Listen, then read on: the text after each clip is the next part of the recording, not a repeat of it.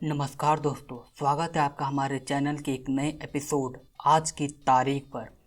आज हम बात करेंगे एक ऐसे वीर महिला की जो भारत की आज़ादी के संघर्ष में अपने साहस और अदम्य साहस के लिए जानी जाती है। जी हाँ, मैं बात कर रहा हूँ लीला नाग की, जो भारत के स्वतंत्रता संग्राम की नायिका थी। आज 2 अक्टूबर यानी कि गांधी जयंती का दिन है और सब लोग गांधी जी पर ही वीडियो बना रहे हैं, तो मैं सोचा क्यों ना इन पर भी वीडियो बनाया जाए। और इस मौके पर हम लीला नाग को भी याद कर रहे हैं, जिन्होंने अपने कार्यों से देश को एक नई दिशा दी। लीला नाग का जन्म सन 2 अक्टूबर सन 1900 को ढाका, जो अब बांग्लादेश कहलाता है, में हुआ था। उन्हें हम लीला रॉय के नाम से भी जानते हैं। वो अपने समय की एक प्रखर स्वतंत्रता सेनानी और समाज सुधारक भी थी। लीला नाग ने न केवल आज़ादी की लड़ाई में अपना महत्वपूर्ण योगदान दिया, बल्कि महिला सशक्तिकरण और शिक्षा के क्षेत्र में भी गहरा प्रभाव छोड़ा। लीला नाग का जन्म एक संपन्न और प्रगतिशील परिवार में हुआ था और बचपन से ही उनके अंदर देशभक्ति और समाज सेवा की भावना कूट कूट कर भरी थी। वो अपनी शिक्षा के प्रति बेहद समर्पित थी और आगे चलकर उन्होंने ढाका विश्वविद्यालय से अंग्रेजी साहित्य में स्नातक की डिग्री हासिल की। उस समय महिलाओं का शिक्षा प्राप्त करना एक दुर्लभ बात था, लेकिन लीला ने इसे अपने लिए एक चुनौती माना और एक प्रेरणा बन गई।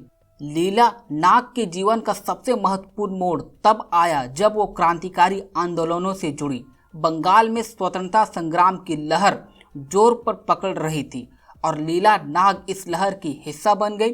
उन्होंने चित्तरंजन दास, सुभाष चंद्र बोस और सरोजिनी नायडू जैसे प्रमुख नेताओं के साथ मिलकर भी काम किया। लीला नाग ने 1923 में ढाका में दीपाली संघ की स्थापना की, जो एक महिला संगठन था।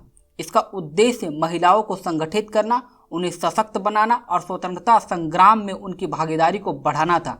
उन्होंने महिलाओं को आत्मरक्षा और क्रांतिकारी गतिविधियों के लिए प्रशिक्षित भी किया।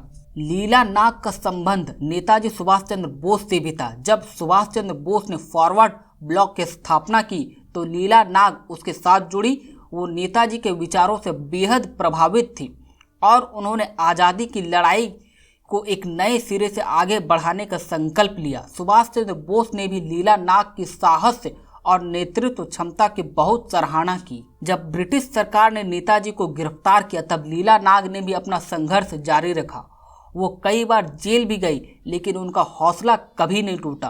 वो न केवल एक क्रांतिकारी थी बल्कि एक समाज सुधारक भी थी। उन्होंने महिलाओं की शिक्षा और सशक्तिकरण के लिए कई प्रयास किए।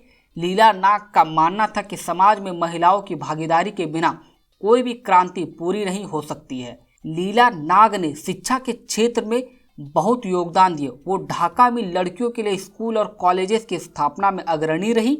उन्होंने महिला शिक्षा के महत्व को समझा और इसे बढ़ावा देने के लिए पूरी जिंदगी अपनी समर्पित की।